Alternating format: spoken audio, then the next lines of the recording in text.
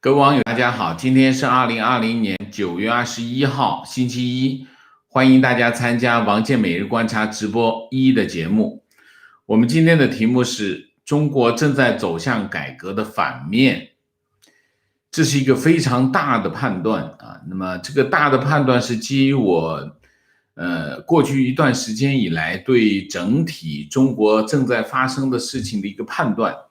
还有一些我在做这些资料收集过程中的一些感受啊。那么当然主角是谁？主角还是习近平啊，因为他是中共总书记、国家主席啊。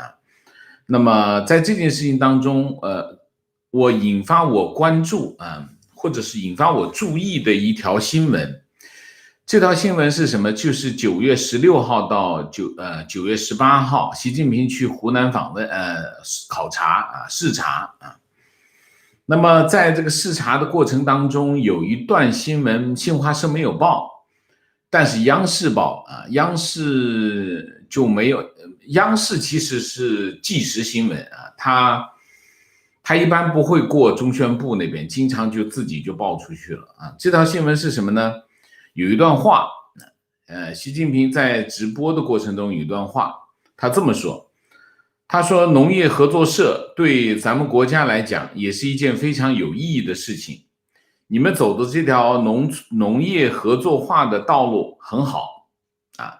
这段话后来就有人把它摘出来，发到这个推特上面来啊。我是先看到这条新闻啊，看到这段话，我回过去找这些话啊，找这些内容，引起我的注意啊。关于农村合作、农业合作社的问题啊，那么我印象中以前习近平是讲过农业合作社的这个议题的。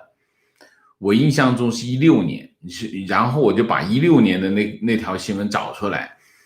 他是这样，他当年是16年5月24号，他去黑龙江视察。黑龙江在抚远市叫九城水稻种植专业合作社，然后他就了解合作社土地流转和这个先进种植技术等情况，然后他说了一番话啊，其实说了一大番话。其中呢，他是讲到这个黑龙江，特别是东北，用这种大机器生产。那么走合作化的道路是符合他们的需要的啊，等等，讲了一堆啊。最后他是这么说，他说东北地区有条件发展规模化经营，农业合作社是发展方向，有助于农业现代化路子走得稳，步子迈得开啊，步子迈得开。然后今年7月份，大家还记得他去四平去看了这个四平保卫战的纪念馆。四平保卫战就是林彪打的啊，林彪打四野打的。那么大家其实关注点都在哪里？都在他去这个四平这个保卫战的纪念馆。因为意味着什么？他也是用这种方式来肯定四野，也是肯定林彪啊。那么林彪四野的人这些年做很多工作啊，希望这个中共重新评价林彪啊。那么他用这种姿态表现一种政治上的方向啊，但是他没有明确说啊，他只是参观一下这个啊，其实政治含义是有的。所以大家的注意力都跑到那件事情上面，但其实呢，他去了哪里呢？他去了叫梨树县芦苇农机农民专业合作社啊。他这么说，他说今天到这儿主要是来看农业合作社啊，这件事情对咱们国家来讲也是非常有意义的事情。你们走出了一条符合省情县情的农业合作化道路。在这个基础上，整个农业的提高、科技水平的提高、农民素质的提高，在你们这儿都体现出来了，这很好。走好农业合作化道路，我们要总结经验，在全国不同的地区实施不同的农业合作化道路啊。然后截止2019年的4月，登记注册的农业合作社已经达到了220万家。辐射全国有一半的农民啊。那么当然，我相信这个政府这个公布这件事情，我估计真正运作的应该是非常小的一部分啊，应该大部分都拿来骗补了啊，应该大部分这在中国应该是这样的情况。农业合作社什么东西呢？农业合作社就是中共一建政一建政就开始推广的一件事情啊，叫农业合作社，就是毛泽东时代的农业集体化的标志啊。农业集体化，中国也不是中国的发明，其实是苏联的发明啊。集体农庄啊，集体农庄其实到最后是什么？所有的集体农庄，从苏联到中国，从柬埔寨到越南啊，推广集体农庄的后果都是一个大饥荒啊，大饥荒。农业合作社啊，农业集体化，然后就是从什么开始？从农村合作社开始，农村合作社一直发展下去，就是什么？就是人民公社啊，所以当时叫什么啊？合作社是社会主义的初级阶段啊，就是低级社。合作社当时叫低级社。什么叫高级社？高级社就是人民公社，就是高级社啊。人民公社，是来源于哪里？来源于巴黎公社、巴黎革命啊。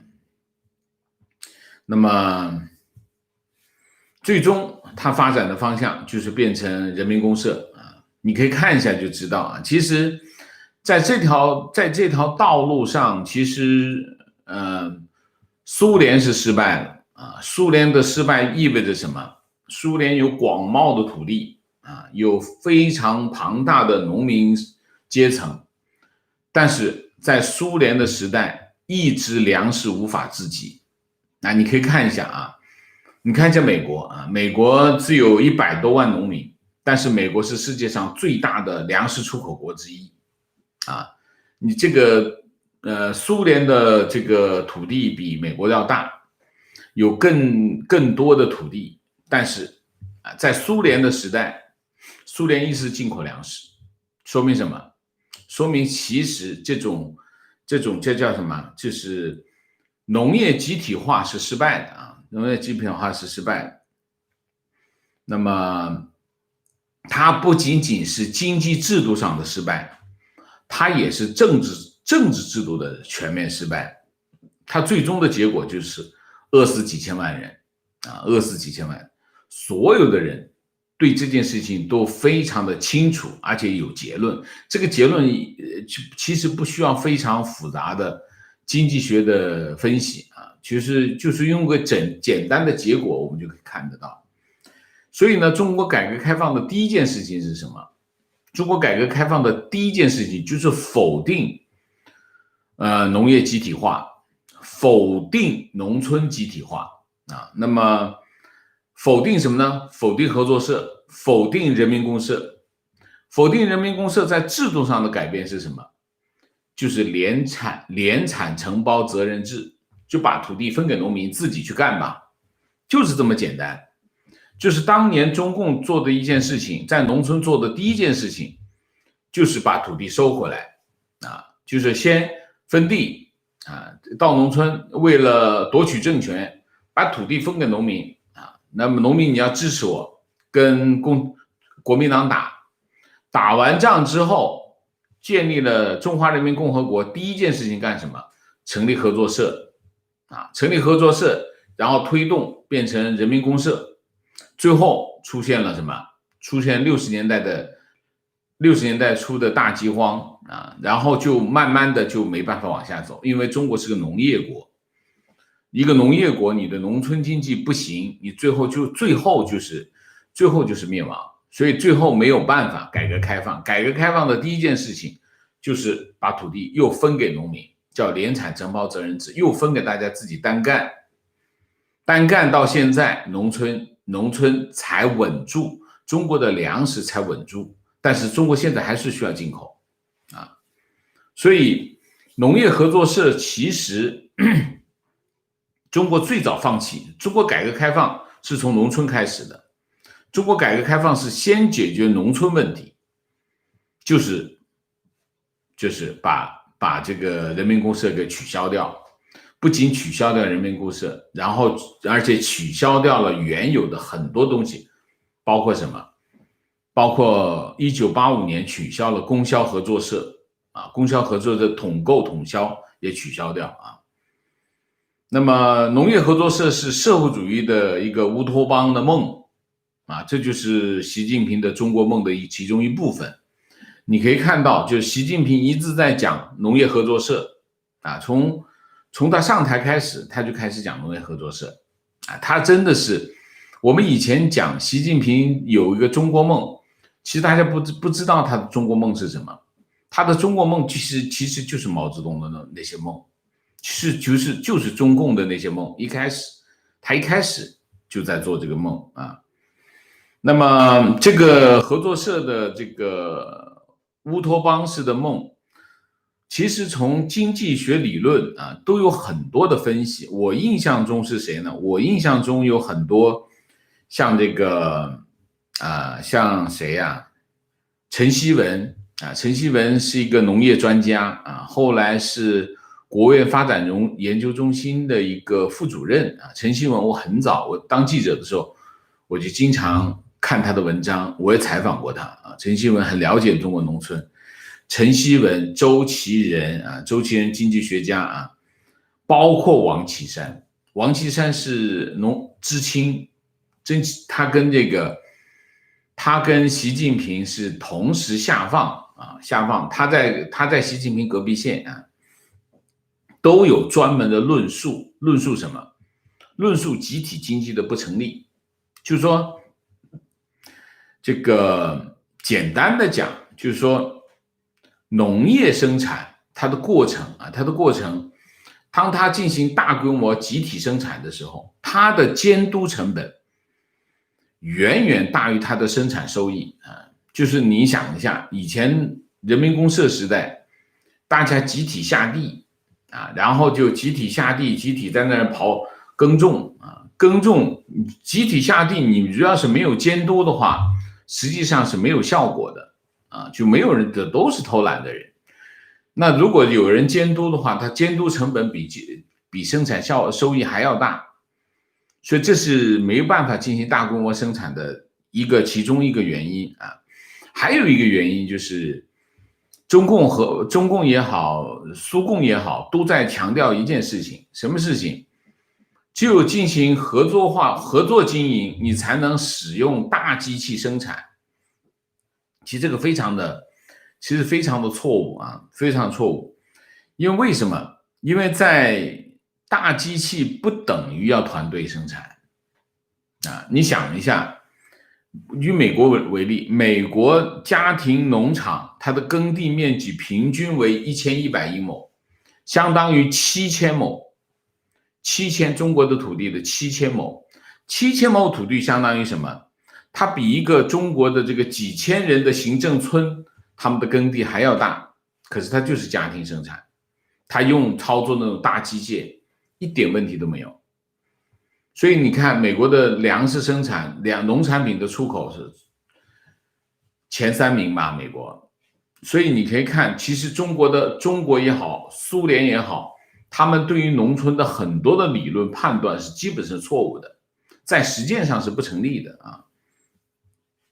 那么农业合作社是习近平一直以来在推动的这个农村经济的一个方向那么实际上是走改革的回头路但是有一点，其实这比较难，你可以刚才讲过中国农村有220万个农业合作社，但是真正运行的不多，都是拿来骗补贴，他就给补贴给这些合作社那么真正运行的很少但是另外一方面，另外一头什么推动的很快？哪一头？供销合作社供销合作社，大家还记得供销合作社？供销合作社是中国计划体制的核心之一在农村，这一头是什么？这一头是合作社啊，农业合作社。这一头是什么？这一头是供销合作社。供销合作社是抓两头，一头是收购农产品收购，一头是生活物资和生产物资供应，就是抓两头。供销合作社，供销合作社是计划体制的核心，它是专门负责针对农村的。那么这农村它实现了两边的控制，这边是农业合作社的控制，对这个农民的控制，这一头呢通过供销合作社对物流的控制啊。那么现在习近平上台以后，这一块推动的非常快啊！我把这个数据一查，我就知道习近平想干什么啊。那么现在呢，到当时1978年的时候，就是改革开放之前啊，供销合作社它的销售商品零售总额占到全社会的35.5%，就是农村，其实讲的就是农村啊。占农村商品零售总额的70%，也就是它垄断了两头。那么1985年，供销统购统销制度取消，然后这个供销合作社它的原来的垄断地位就一下子就没有了，稀里哗啦就开始供销合作社就倒的倒，散的散，这个承包就各地就开始就灭了，基本上就灭掉了。然后2012年，习近平当了这个总书记，就开始全面推动。这一头他就喊供销合作社农业合作社是喊，但是没有具体推动太厉害。真正推动的厉害的是什么？就是开始全面推动供销合作社整个系统的恢复啊。2013年，中央1号文件大家已经不记得了啊。中央1号文件现在已经不太重要了，但是那个时候还是重要的。中央1号文件明确提出支持供销合作社开展农产品流通，发挥供销合作社在农业社会化服务中的重要地位。当然他用了一些新的包装啊。2014年，供销合作社综合改革试点列入中央改革办2014年工作要点。2016年又是中央1号文件，深入推进供销合作社综合改革，提升为农服务能力。然后全国供销合作社“十三五”发展规划印发实施。到2018年，用了5年时间，中国恢复重建基层供销社1万多家，然后就达到了多少家？达到了3万家，3万多家。乡镇覆盖率从2012年的56%，就2012年就是习近平上台的时候，当时是覆盖56%，现在提升到多少？95%啊。那么供销社营业网点34万个，日用消费品的网点16万个，农业生产资料网点11万个，再生资源回收点就是垃圾，再生资源就是垃圾，回收点18000个。供销现在那个供销合作总社它上面是什么？供销合作总社，供销合作总社部级单位，已经是个部级单位啊。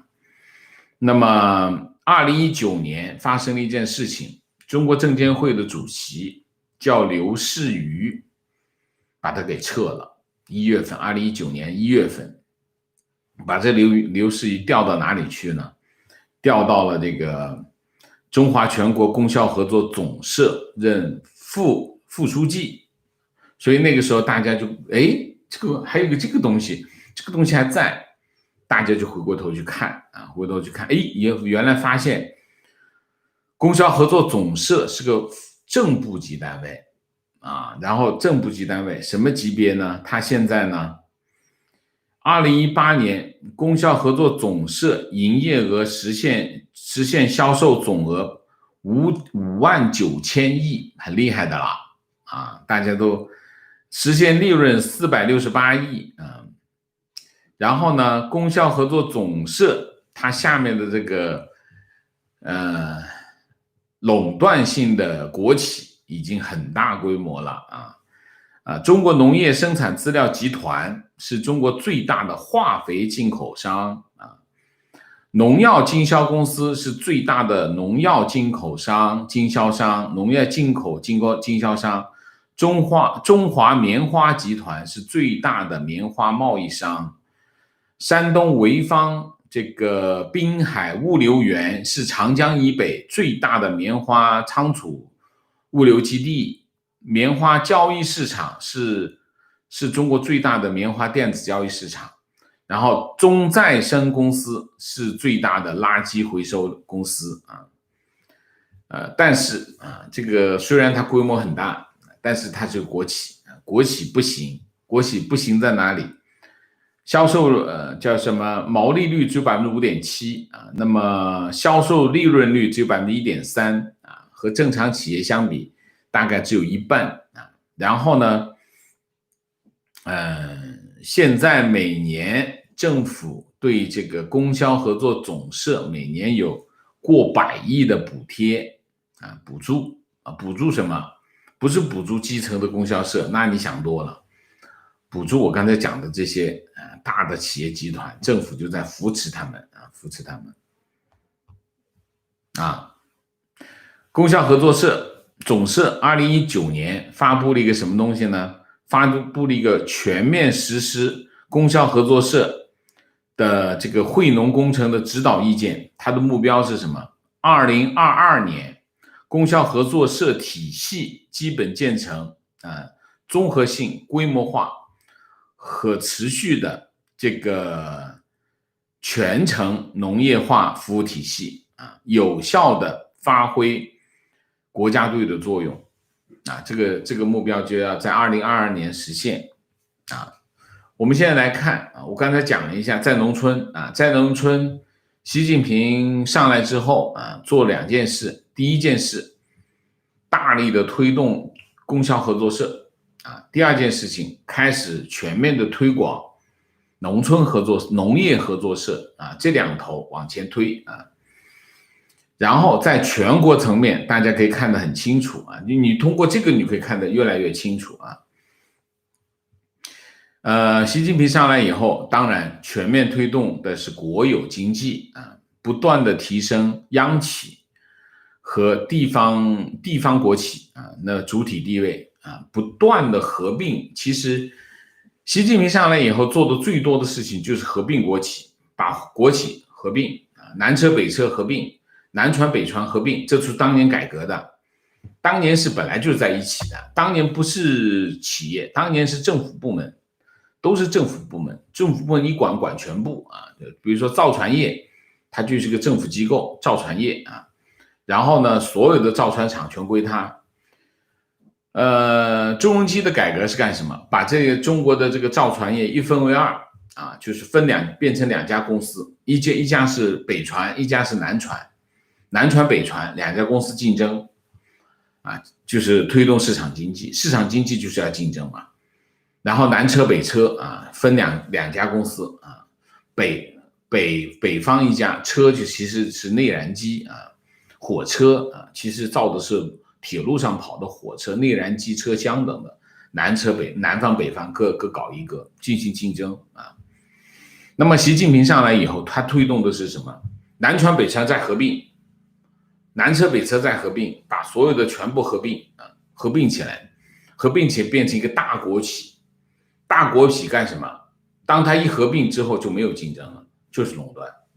那让国企进行垄断当国企一进入垄断的时候，它在市场中的地位就一下子就起来了，就是它就一下子就变成国有经济占整个国家经济当中的分量就越来越大。所以为什么叫国进民退？国进民退现在已经不用讲了讲的最多的其实是2016年到2017年，就是那个时候什么？那个时候就是刘鹤推出的什么？推出的供给侧改革刘鹤推出来的供给侧改革其实是什么？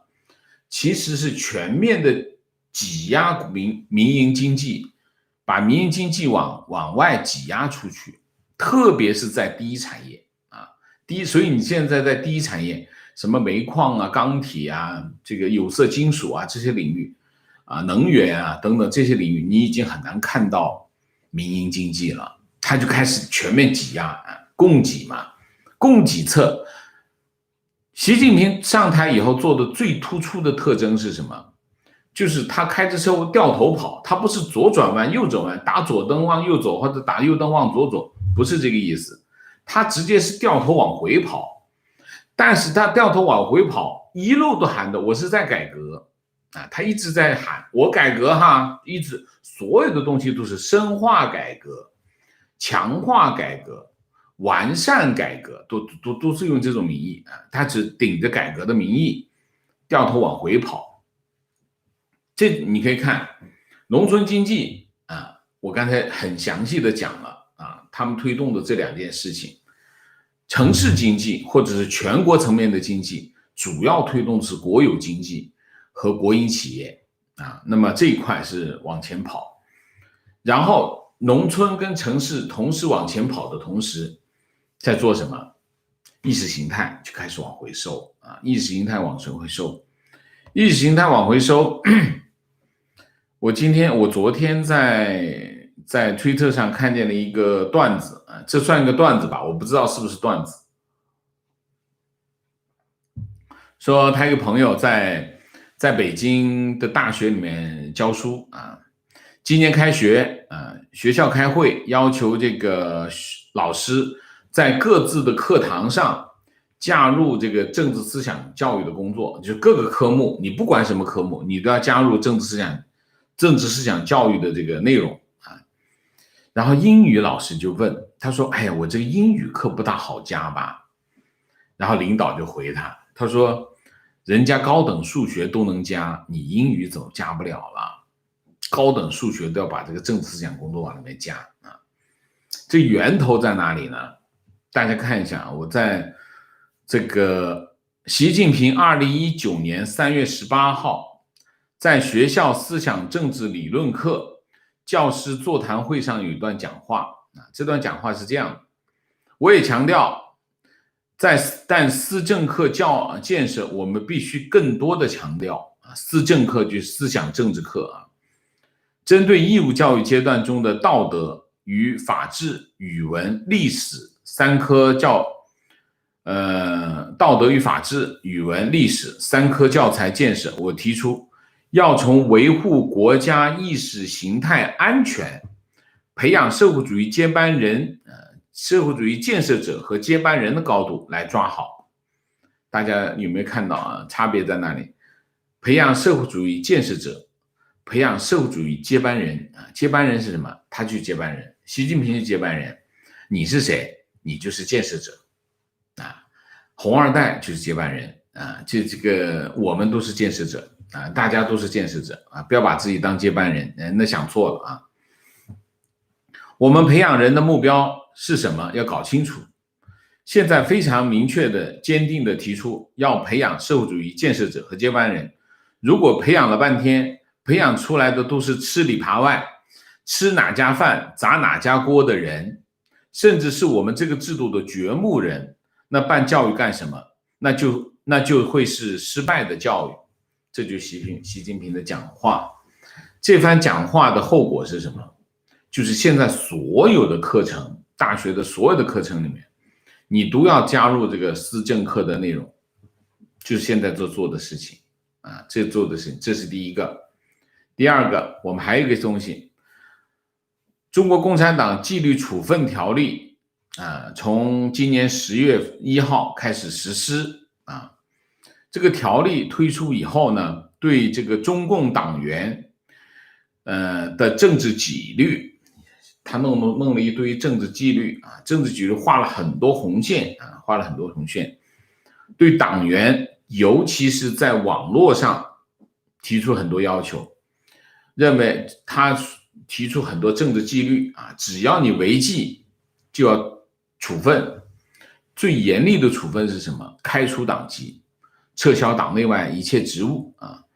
那么现在的开除党籍跟以前开除党籍不一样，现在开除党籍有个规定，中共现在，我那天看见什么？看见这个蔡霞啊，蔡霞的一个视频，我没看视频内容，我看那个标题，我觉得蔡霞这个总结非常的精准。他说中共现在是什么？中共现在是精致的专制制度啊，精致的专制制度，的确是这样。你看他现在的中共现在的专制已经很精细化，很精致。你看他做这些事情全部都有条例，各种各样的条例出很多。中国共产党纪律处分条例啊，他把事情做得非常的细致，就精致的专制统治啊。他现在呢规定什么呢？规定开除了党籍5年之内不可以重新入党啊，也不得推荐啊。所谓的推荐就是任命，因为中共是执政党，他让政府用这个人，他说我推荐给你，他其实没什么好推荐的，他说啥是啥。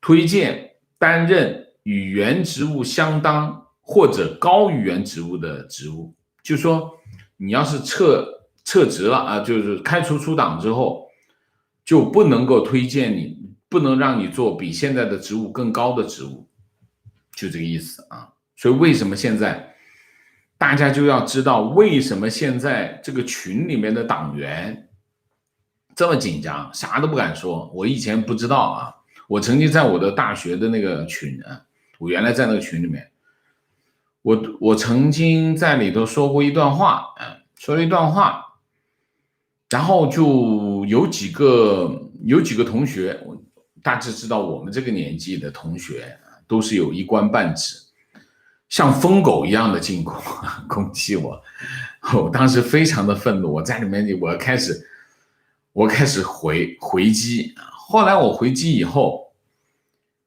回击了大概吵了几个回合吧。我的同学就私信也不是私信，打电话过来。我的同学啊，那已经是他算是高级干部，党内高级干部啊，打电话过来跟我说，他说王健啊，你别介意啊，我们是同学，群呢是有监控的，我们是党员，那我们有些话呢，你说的那番话呢，我没意见啊，但是呢，我的身份呢，我必须旗帜鲜明的反对，只要我在这个群里头，我必须旗帜鲜明的反对，否则我会否则就过不去的。他说你千万别介意，我没有针对你个人啊，我是表态，我必须做政治表态，这是群里的规矩，不是这个群的规矩，是我们在群里面必须有的要求，这是党里面有要求的。那现在当时的情况是什么？当时的情况就是党内对干部有这样的要求，现在他直接写到了处分条例里面去，这就是什么？这叫精致化的独裁统治啊！它有3个要求啊，3个要求。第一，重大原则问题不同中央保持一致，严重者开除党籍，狠吧？它这第44条是这么规定，在重大原则问题上不同党中央保持一致，且有实际言论行为或者造成不良后果的，给予警告或者严重警告处分，情节严重的给予撤销党内职务或者留党察看处分，情节严重的给予开除党籍处分。这第一。第二，公开发表支持资产阶级自由化立场，开除党籍，公开表示啊，这第45条的规定。通过网络等方式公开发表坚持资产阶级自由化立场，反对思想基本原则，反对党的改革开放决策的文章、演说、宣言、声明的，予以开除党籍处分啊，看见没？第三，公开发表违背思想基本原则、违背歪曲党的改革开放决策，严重者开除党籍。这就是中共啊纪律处分啊等等。你可以看到啊，在意识形态领域啊，在意识形态领域全面的收紧不让说话，其实讲到底就是不让说话。所以我们讲，我今天的标题其实是一个不严谨的结论啊。什么不严谨的结论？就是说我只是有一部分的论据和论证啊。那么刚才我讲的农村经济讲了，城市经济没有展开讲，我们今天只有时间讲这一部分。然后还有就是意识形态。还有一块我完全没有触及，就是组织形式啊，就是从党到社区网格化管理到人身控制，这是一大块啊。如果我们要讲，我们估计得讲半个月啊，这个题目啊，进行全面的控制，其实还是回到什么？回到改革的反面。改革的反面其实主要是在3个层面。第一，在经济上走向市场经济啊，改革的第一件事情就是经济上走向市场经济。走向市场经济，就是从农村来说，就是联厂承包责任制；从城市来说，就是发展非公有经济或非国有经济，就是推动私营经济的发展，引进外资啊，让整个社会经济更有活力，让市场成为这个经济市场资源的分配的主导力量。但这2件事情你可以看得很清楚，习近平都是往回走，掉头往回跑啊，这是经济层面。政治层面呢，当然你就是民主制度改革。当然在民主制度改革其实有一系列的改革。第一件事情是党政分开。党政分开其实在习近平的时代呢，4中全会就是19届中共第19届4中全会做了一件事情，它也叫改革啊，它也叫改革。它的改革是什么？它的改革就是把中共的机构和政府部门结合在一起啊。我们讲中国的改革开放，从政治体制角度来说，第一件事情就是党政分开。那么他现在把政府跟这个中共的这个机构结合在一起，甚至联署办公，或者是一个牌子一个机构2个牌子等等，就把它结合在一起，这就是往回跑啊。从政治的角度来说，就是说我们机构改革是政治改革的基础和初步阶段，他连这个都改回去，所以政治改革是变得怎么说呢？政治上更往回跑啊，这是第2个。第3个就是社会改革。社会改革的核心是什么？中共的改革开放，社会改革的核心就是对人的控制。独裁政权都有个共性，首先思想控制啊，思想控制就是洗脑工程，所有的独裁政权都有洗脑工程，都有思想控制。第2件事就是对国民、对人民的人身控制，人身控制和思想控制，然后就是整体的，就是基本上对人进行合围了。那么人身控制这些年是越收越紧，又往回跑，就是说社会管理叫网格化的社区管理，然后通过高科技的监控手段，网络的这个穿透式监控手段等等，各种监控，什么健康码等等啊，总之吧，加强对人身的控制。那么从这几个层面来看，中国啊，我不论证了，我就不论证，我只讲结论啊。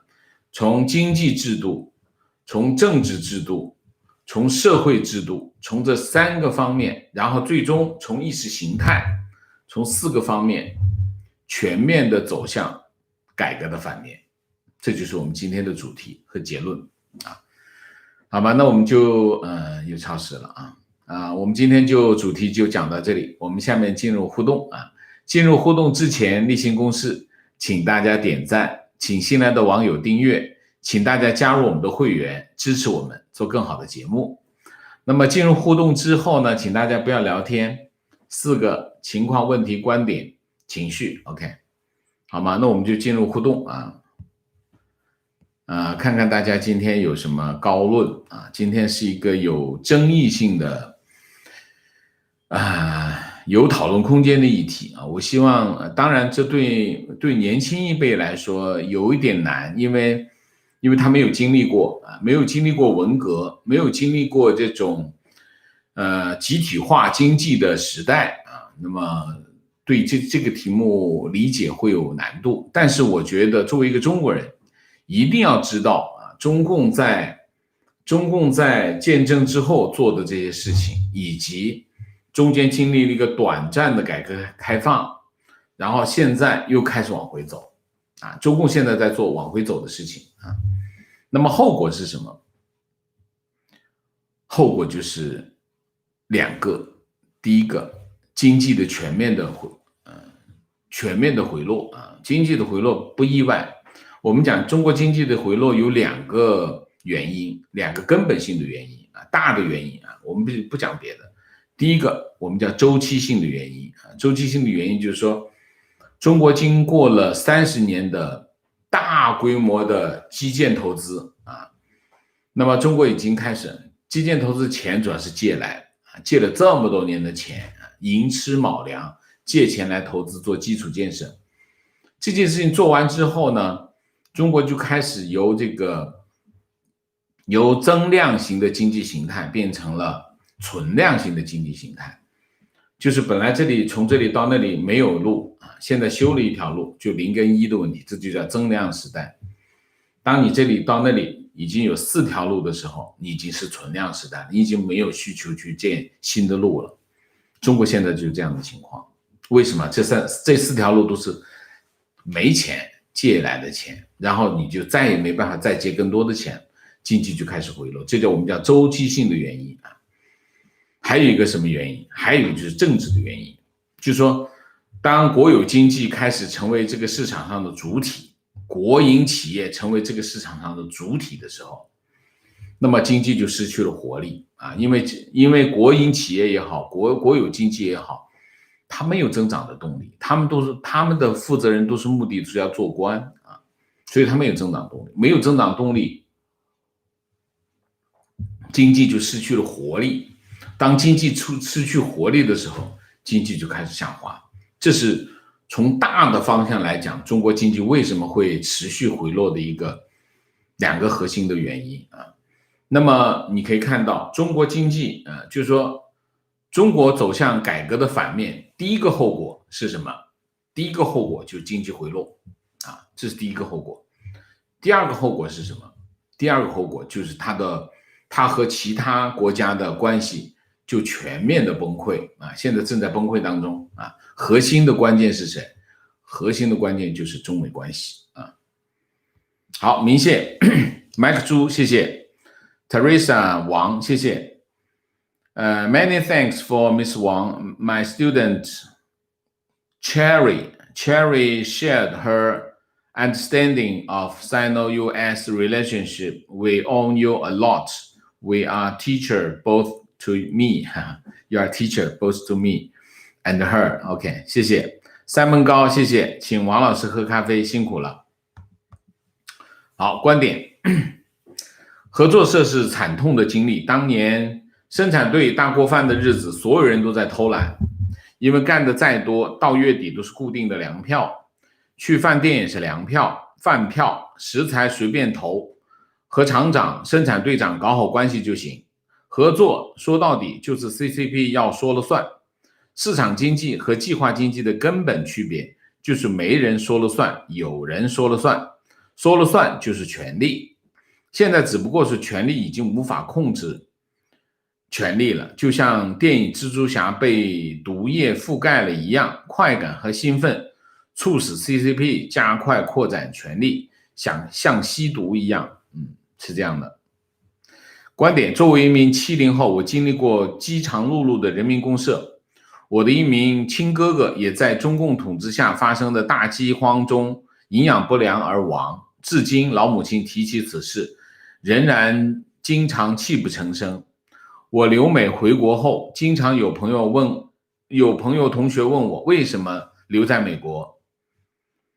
我常用的答案之一就是，我觉得如果留在美国，可以远离饥荒。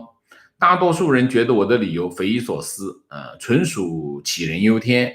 他们忘了，其实就在30年前，中国人仍然吃不饱吃不饱饭饥荒这件事情，去年我们不会讨论这个问题今年不会讨论，今年会讨论这个问题粮食问题会讨论这个问题。为什么？因为经济全球化、贸易自由化这件事情，其实过去30多年来，中国是这件事情的得益者，但是毫无疑问，中国经济也非常依赖国际市场中国有大量的产品来自国际市场因为在中国有些产品是没有比较效益的，比如说大豆大豆对中国来说很重要，因为一方面是榨油豆油是中国很重要的一个食材，另外一头就是做这个饲料做蛋白，它的蛋白质做饲料很重要的豆白，应该读豆白豆白就是豆粕还是豆白这两个就是中国很重要的产品。那么这个产品大豆的种植需要大量的土地，中国的土地农地不足，而且没有办法机械化，所以中国是需要大量的进口大豆所以其实中国很依赖国际市场。如果中国跟西方国家闹翻的话，那你想一下，当年苏联是什么情况？当年苏联就是粮食进口粮食进口是很麻烦为什么？苏联就是因为粮食进口导致的财政崩溃。情绪，中国特色社会主义就是反向改革，旧中国是地狱，新中国就是地狱 VIP 贵宾室提问，习近平这一代人明明受到文革的苦，为什么还这么怀念当年左的时代？难道是斯德哥尔摩综合症？另外，我感觉东北也是真是倒霉，从满清到满洲国，对东北的建设都不错。自从 CCP 定都北京之后，一有什么政策，第一个先去东北执行习近平所谓的受文革之苦大家可能对这个红二代不了解你可以看到红二代写很多文章回忆当年他文革中受了什么苦但是大家要知道，他是红二代他受再大的苦和老百姓相比，那差天渊之别。就以习近平而言，这种人到农村去他的生活水平还是比普通人高很多很多的他曾经有一个故事讲，习近平有一个什么奶粉好像过期了还是什么，后来给他过期的奶粉给他房东还是什么，反正就是你可以想一下，我们那个时候哪看过奶粉，见都没见过奶粉所以习近平他在这些红二代，有些人被斗那是很惨。但是他的被斗还有人救你像知识分子在文革中被斗地主知识分子被斗，谁救他？没人救他。所以大家不要错误的以为这些红二代文革吃了多少苦你看到的那些文章而已真的红二代在文革当中没受什么苦，他们仍然是非常有优越感的，他们的生活处境是非常，当然也有人吃苦，这毫无疑问，但是他只要有一定的恢复，马上就不一样了。所以这个我不觉得他是斯德哥尔摩综合症他们觉得这挺好这挺好，所以不奇怪。我老实讲，我对习近平我全面的掉头往回跑的这件事情，我完全能够明白他的想法。他不觉得文革对他来说是什么痛苦经历他可能把它当做一种体验生活吧可以这么说。而且他们在农村也没待那么久他就很清楚一点，它跟普通的知青最大的区别是什么？大家知道吗？习近平去农村，王岐山也去农村啊，他们去农村的和普通的一个城市里的一个中学生跑到农村去，最大的区别是什么？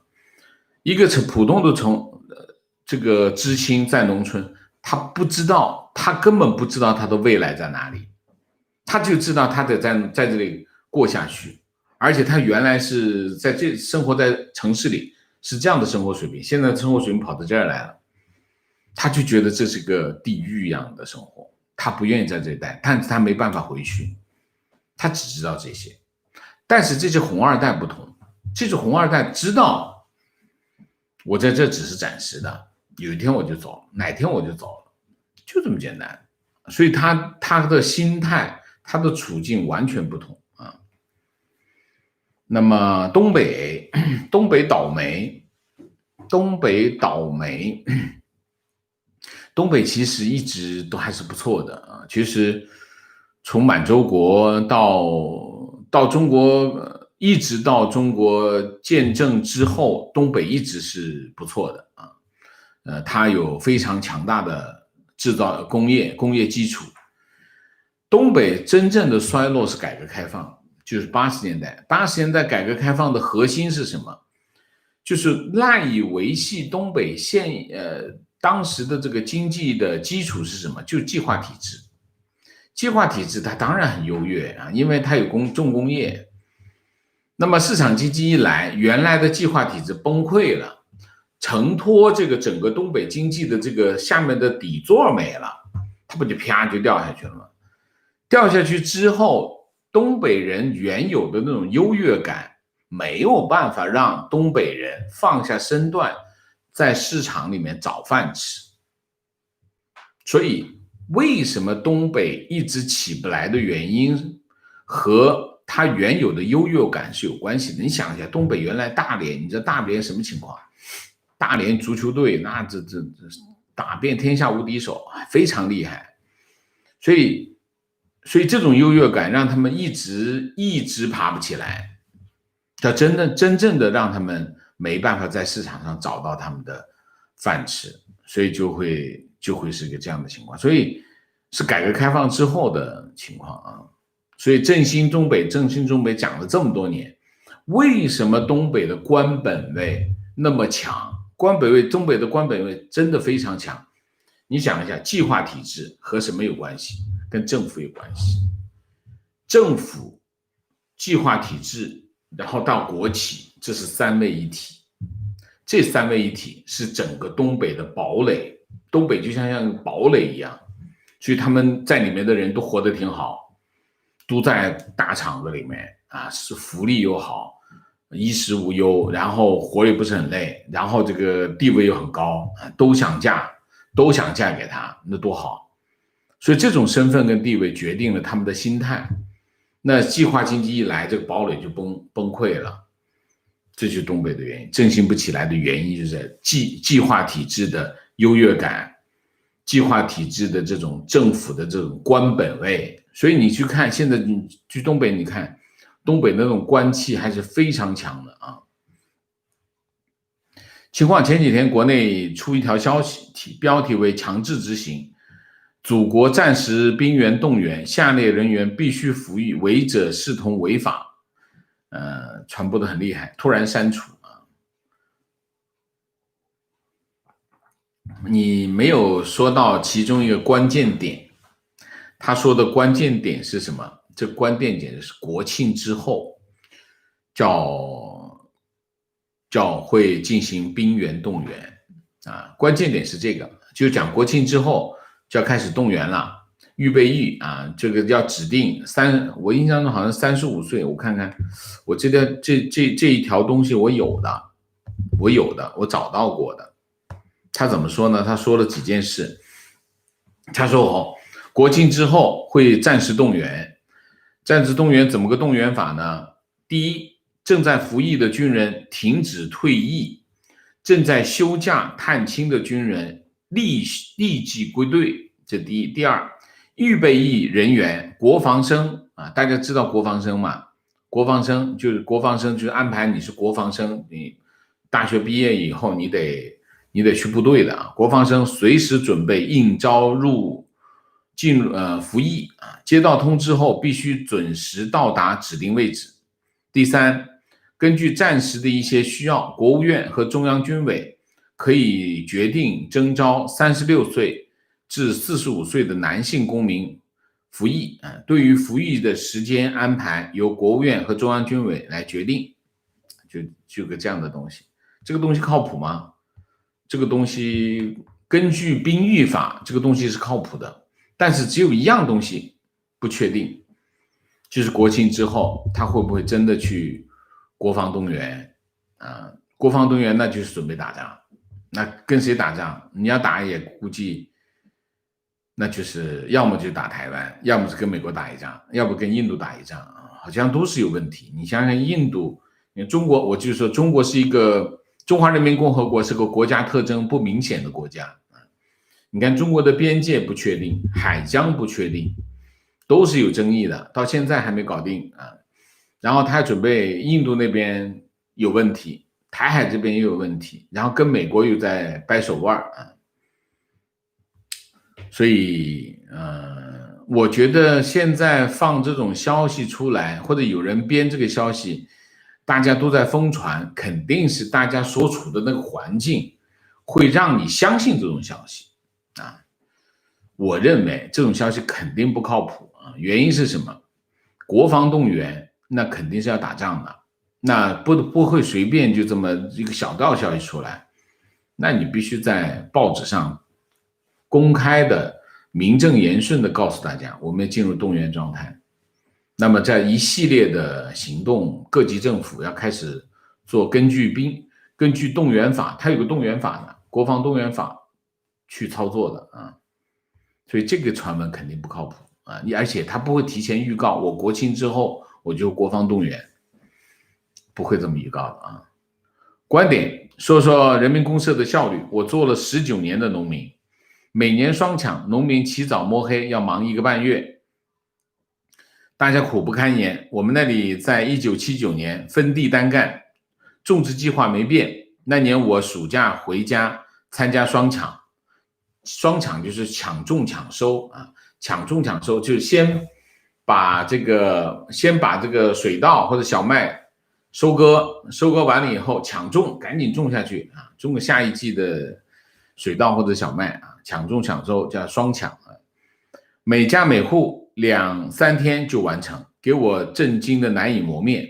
人民公社就是套在农民脖子上的绞索，理解吗？大家听到了吗？什么意思嘛？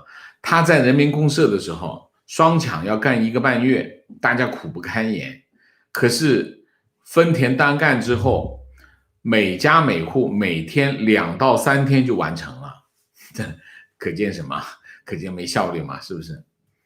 情况7、8年前，西安郊区的3200亩土地被3200亩土地全部被西安高新区管委会征收，给农民每亩地征收价格为38000元。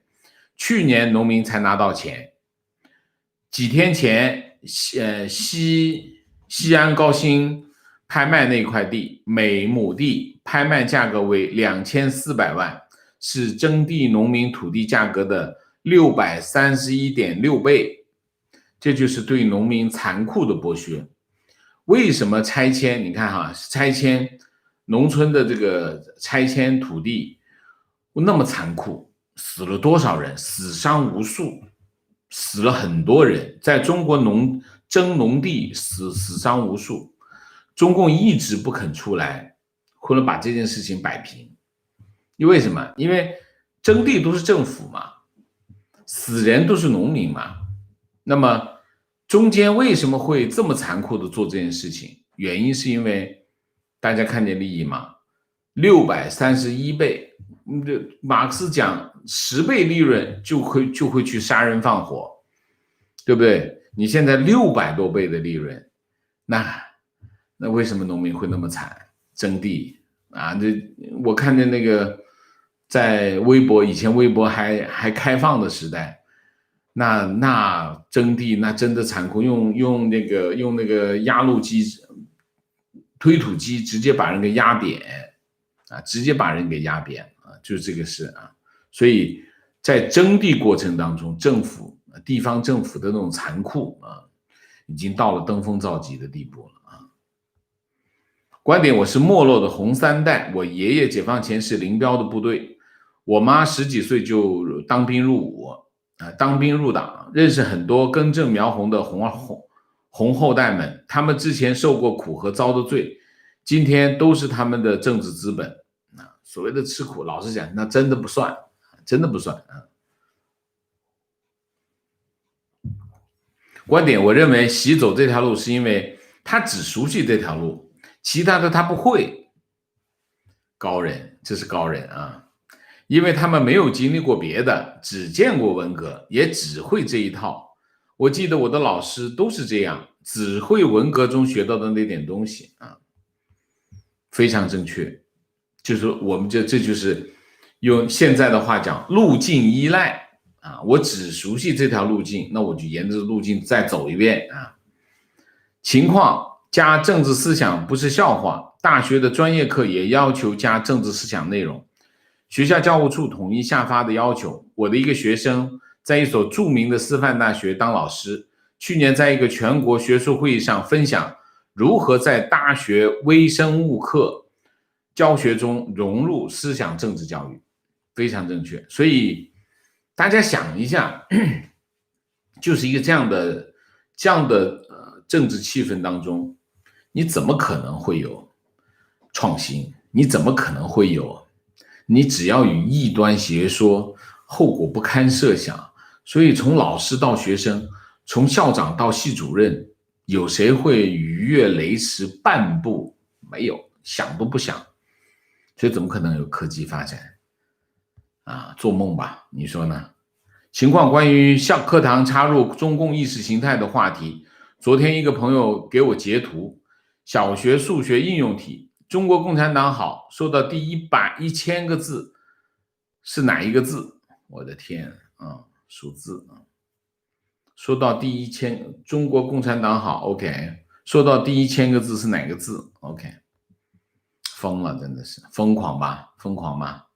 情况：我在中学群里也有和王先生类似的遭遇，往往是我一个人对一群人，一群人里面有干部、非党员干部，回击我的时候同样的激愤。尽管如此，我依然理性回应，对于普世价值的理解和支持我毫不动摇。提问：中国为什么做些平常人都认为不对的事情？我怎么回答你？中国为什么这么大的题目？我们还是讲普世的价值啊。什么叫不对的事情？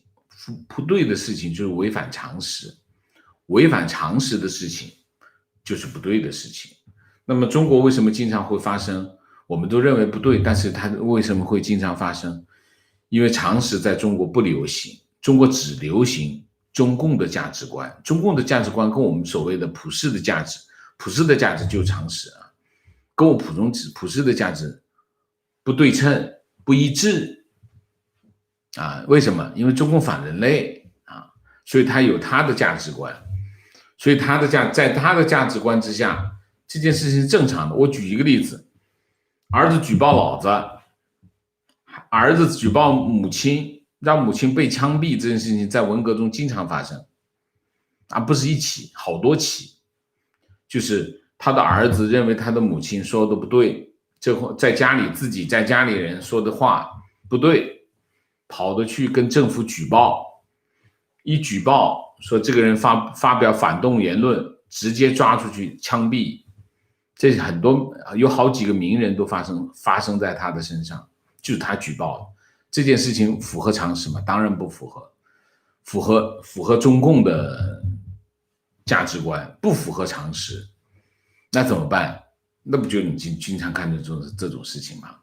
类似这样提问：中国人关心政治也没什么用，也改变不了什么，不如好好赚钱。请问王老师怎么看这个观点？如果你不关心政治，可能你好好赚的钱也守不住，对吧？是不是？这个实践证明，如果你不好好的关心政治，你不关心在中国发生的事情，你好好挣的钱你也守不住。为什么？因为你会被侵占啊。所以这个观点只能这样回答他。我们不谈你的价值观，我也不谈你的这个生存的法则啊，我们只谈结果，就是黑打，你会遇到黑打啊。观点：中国所谓的社会主义和西方国家的社会党是完全不同的东西。西方的社会主义是为了避免弱势群体落入无底深渊，减少贫富悬殊。中国的社会主义是把所有非统治者推入无底深渊，使人民变成无产阶级，他们自己变成巨产阶级，产生无比的贫富悬殊中国的社会主义只有一个目的，就是独裁，就是以社会主义为是所谓的列宁主义啊，或者斯大林主义啊，都是有一个共同的特征，就是我要推行社会主义，我只有一个前提，就是我必须专政。什么叫专政？专政就是独裁，就是只有我执政啊，我独裁，我才能推行社会主义。这他一套理论，他有一套理论。那么中国推行社会主义只有一个目的，就是专政，掌握政权，永远掌握政权。其他的都是骗人的跟什么有关？跟政权有关。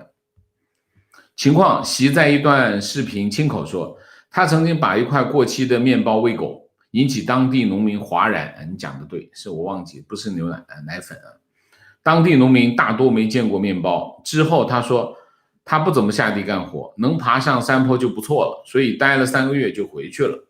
不知他是不是总共只待了3个月？没有总待，他讲的是那段经历讲那段经历就是他去一个地方住了3个月看法，对习的一代人来说，文革可能不算是受苦，而且共产党从建党第一天就是极左组织，他们所谓的右只是演绎不同的左而已，更多的是权斗提问关于第5纵队的问题，为什么当年国民党反共积极，却还是被渗透成筛子？这可能在美国出现吗？共产党很难被渗透，是否说明纯洁性要求高的组织战斗力更强？第一，我先讲纯洁性高纯洁性高是什么？纯洁性高就一个最重要的特征，就是反人类，就是违反人性，反人类，你才能够做到纯洁性高。中共也好，任何共产党，他保持党的纯洁性只有一个办法，怎么办法？杀掉，把他认为思想不纯洁的人杀掉，所以就大量的杀戮就是共产党保持纯洁性的办法就是杀戮，所以他反人类，这是第一个。战斗性更强，关键不是他不一定是战斗性强共产党中共也好，其他共产党也好，他所谓的战斗性是有一个前提的，他就是放弃其他的东西，他在革命党时代他表现的特征就是破坏，他使劲的破坏，所以他战斗性很强。你说你想一下红军征兵很容易，一下就征兵，一下就征一堆的人，他怎么征兵？你知道他怎么征兵吗？很简单，跟我走不走？不走是吧？杀掉。你再走不走？不走的再杀掉，这就很容易征兵然后他征兵之后，那房子你逃回去怎么办？把这房子烧掉，把你家房子烧掉，走了，你还惦记回去吗？不惦记回去了吧？在我这里有饭吃，你在那回去饭都没得吃。所以他战斗力强，所谓的战斗力强，讲的是他只是在革命党时代，就是他在夺取政权的时候，他表现出来的就是巨大的破坏性。你比如说太平天国战斗性很强，战斗力也很强，他跟共产党的做法是一样，共产党其实是跟太平天国是一样的，然后他就采取很多对人身的控制，各种控制方，怎么残酷怎么来。两口子不能待在一起，男的在男的，女的在女的，然后就是孩子在家属在后面，你前面打仗，你后面不能输，后面输的这些家属就给抓掉了，就是人性最黑暗的地方，他全部用出来，战斗力很强啊。因为你的对手，如果你在维持一个社会正常运转的时候，你怎么跟他打？打不赢他的，这就是一个情况啊，这是一个情况。所以所谓战斗力强，其实是个假象，因为它违反人性，违反人性最终会怎么样？会被大家都反对，大家最终都会反对他啊。第五中队的问题，这复杂，很复杂啊。这个我们找时间再说吧，好不好？因为这个太大的题目了啊。观点朋友圈里有很多极端的左派，如果不是政敌，涉及官位之争，还不至于互相举报，还可以讨论一些政治，但是在会议、媒体等公开场合，国内完全没有第二个声音了，以后也不会，会不会越来越收窄言论空间很难说啊，就不用很难说啊，基本上不会有不同的声音。我们从国内出来啊，中共形成一个社会氛围是什么？只要一谈政治，就你死我活，就是我是对的，你是错的，我应该活下去，你必须杀掉。就基本上你看在中共控制的地方，关于政治就是一件这样的事情。其实人类社会关于政治这件事情跟什么有关系？跟两件事情有关系。一件事情跟理想有关系，就是我认为这个社会理想应该是什么？政治跟社会理想是有关系。第二件事情跟什么？跟资源分配有关系，就是我们怎么样拿我们这个社会的资源来做哪些事情。政治其实讲的是这两件事情。那么当然，不同的政治理念会产生激烈冲突，这没有疑问啊。但是在中共啊，在所有的共产党统治的地方，政治都变成什么？变成你死我活的杀戮。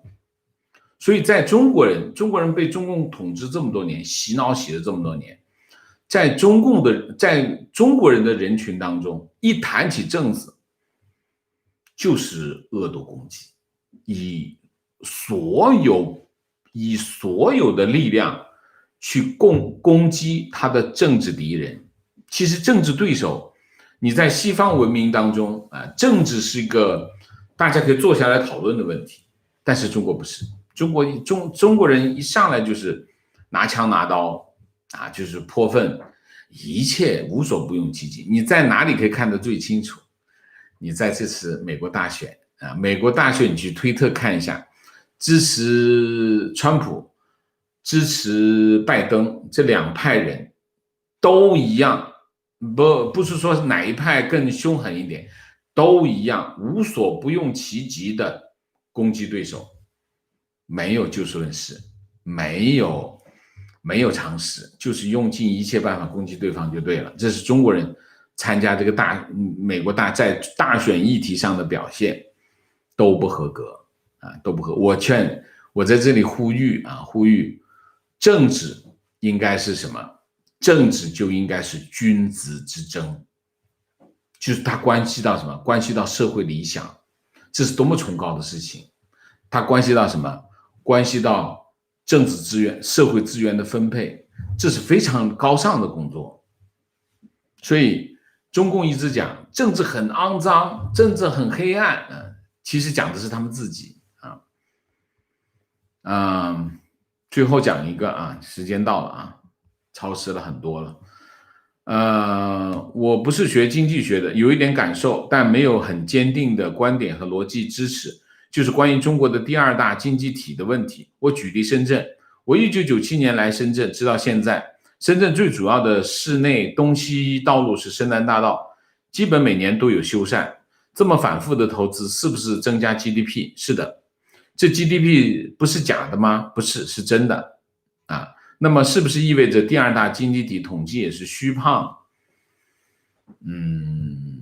不是虚胖，在经济学方面它是有效果的啊，因为你去修一遍钱花出去了，那有人收到这个钱，收到这个钱他就去消费了，或者去干别的了。